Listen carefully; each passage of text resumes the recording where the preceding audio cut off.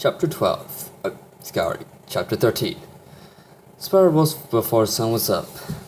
Despite all that had happened within the past week, he felt more energized than he had expected. The surplus of energy is what woke him this morning. He kissed Sin on the forehead, and causing the dragon to smile in her sleep and her tail twitch excitedly. Spyro chuckled silently, slipped out of the room and into the semi-deserted hallways. This morning was colder than it had been the last few days, and a slight mist drifted into the underground city. Spyro flew towards the outer walls. Sentries nodded polite to him as he glided by overhead. The purple dragon pitched out towards the mouth of the cave, aiming towards the breeze. He gave a slight shiver and blew a couple of tufts of flame to warm up. This was the first time he had been outside since they had arrived to help defend the city from the invading wolves. Everything seemed quiet, except for the occasional trapdoor squawking on a bird nearby. As Spyro flew on over the treetops, he found himself looking around the landscape. He had saved the world and had resorted to the way it was, but somehow it felt different. Incomplete somehow. Spyro was lost in his thoughts when he heard an oddly familiar howl in the distance. He frowned and turned towards the direction the noise came from. As he neared the edge of a grove of trees, he saw a group of wolves trudging across the open field. They were chasing a black dragon. Spyro remembered what Infernus had mentioned to him, and Sin as well as the other guardians. Several of the wolves that had managed to infiltrate the city and make it alive had kidnapped several black dragons. He was unsure what the wolves intended to do about it and had sent out a search party several days before. This dragon looked like it had managed to escape and make a break for home.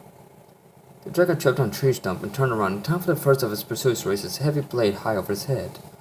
The dragon caught and struck the wolf. The blow sent the canine smashed into a tree, breaking its bones from the impact and turning the tree to splinters. The other three wolves looked at each other, didn't comment, and found the dragon who was going to get away. The trio howled angrily and raised their weapons. Another agonized howl filled the air as the attackers were struck with a bolt of lightning. The wolves fell to the ground in a smoking heap of burned fur and flesh. The wind blew the stench towards Spyro, who curled a slip at it. He landed in the field and walked over to the dragon. The black dragon was several years older than Spyro.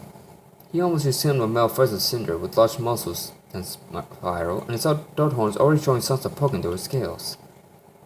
"Hey, are you okay?" Spyro called as he approached the dragon. The dragon just stared at him with his mouth hung open in shock. Spyro noticed and put his head on the dragon's arm and helped raise him up. "Come on, let's get you back home. I'm sure your family is worried about you." The dragon nodded dumbly and moved off of Spyro. "Can you walk alright?" Spyro asked as he eyed the dragon for any injuries. The dragon just nodded and hung his head low as if he had done something wrong. Spyro smiled softly and placed a kindly paw on his shoulder. "Don't worry, you're safe now," he assured him. "Now, what do you say we get going?" Sally strode down the hall to one of the medical pavilions. She was feeling somewhat better as the long week had gone by. When she arrived at her destination, she wrapped her talons in the doorway. "Who is it?" a voice called. When she poked her head in, the dragon smiled. "Well now, what do I owe for such a visit from the future guardian of the lightning?" Stella smiled and set the flower down on the dragon's pillow. The dragon identified himself as Leon. "You don't owe me anything," she blushed. "I was just stopping by to see how your recovery was coming." "Better." Leon got up and spread his wings, giving them several strong flaps. His chin was still bandaged. "It doesn't hurt anymore when I use them." "Good, I'm glad." Stella smiled and sat down next to his pillow pile. "It's been great getting to know you, Leon."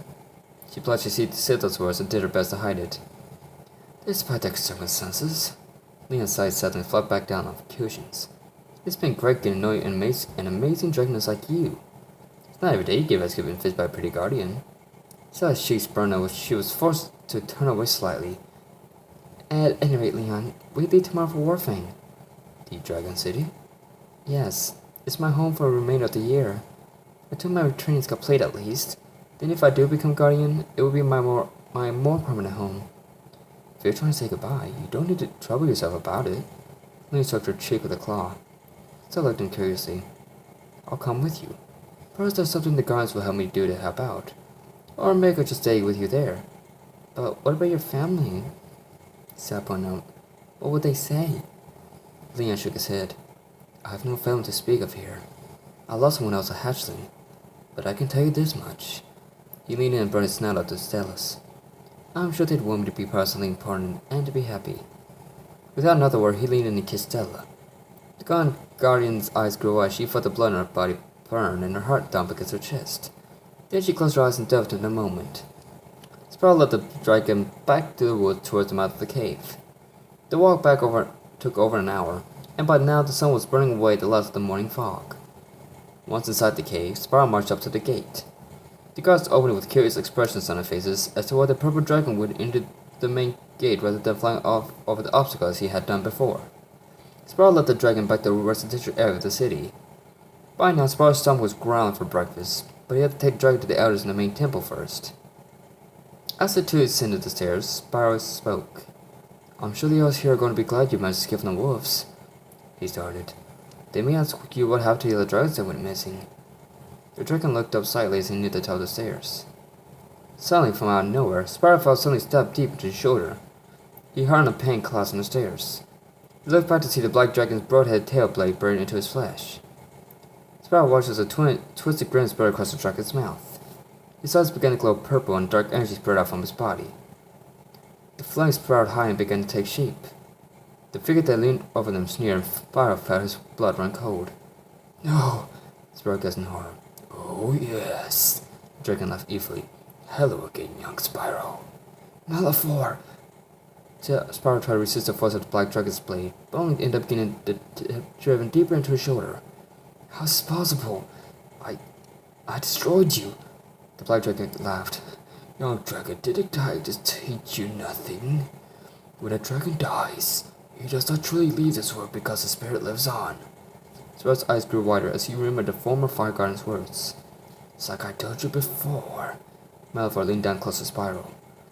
The purple dragon could feel the coldness of the dark energy on his face. "I am eternal." The black dragon withdrew his tailblade, causing Spyro to cry out again as his blood spurted onto the stairs. "Spyro!" All the dragons turned to see Cinder running up the stairs towards him. The black dragon stepped back, allowing Cinder to get close to Spyro. "There you are." She caught her breath. "I've been searching all over for you. I wanted to go to breakfast with you before we started planning to leave tomorrow."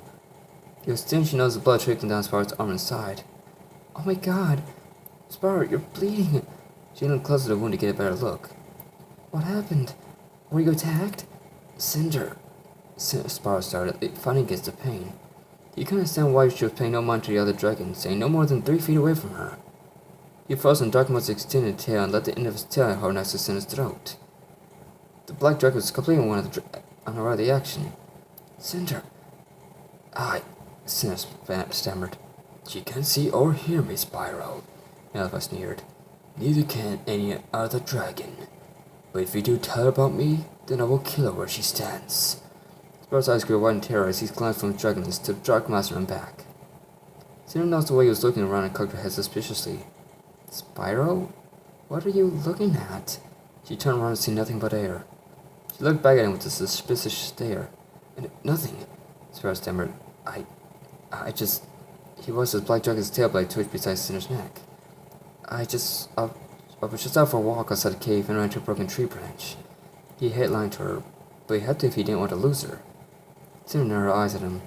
"That's a serious wound, Spyro," she scolded. "Come on, let's get you patched up before it gets infected." Spyro looked up at the Dark Master. The black dragon withdrew his tailblade and nodded. "Go on, Spyro," he said in a taunting tone. "You may as well go with her. You're going to need it." Spyro hung his head, crouched and turned to follow Cinder to Heal's pavilion. Malefor watched him go and his sinister laugh echoed in Spyro's head. "This is only the beginning for you." "Malefor is back. What is our hero to do?" Well, when there's a will, there's a way. So, continue on.